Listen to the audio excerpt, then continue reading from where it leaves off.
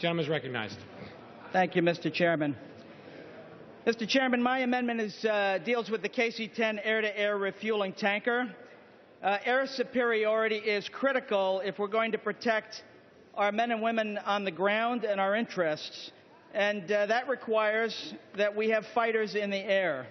It's of vital importance. It's why the Air Mobility Command is so important.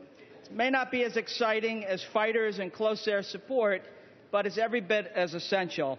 The KC-10 air-to-air refueler is the larger, newer of the tankers, and the KC-135 is the smaller, older version. This is the problem. The KC-46 is a new tanker that the Air Force is introducing. It has had development problems, and it's not ready for prime time.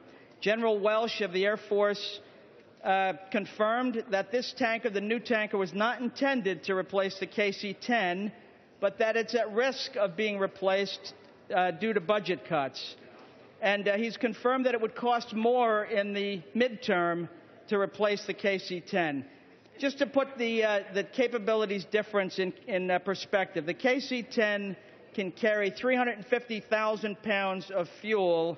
The other tankers, the older KC-46 or the 135 and the new KC-46 can only carry 200,000. 200,000 versus 350,000.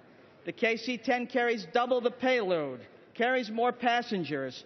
The long and the short is that this tanker is essential for our ability to project force. And in this world of increased global threats, we cannot afford to deteriorate our capabilities.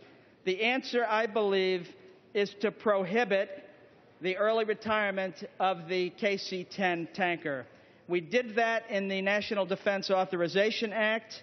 There's no provision in the budget to replace the KC-10, and I'm simply looking to close the loop tonight and prohibit in the Defense Appropriation Bill any funding for the early retirement of the KC-10.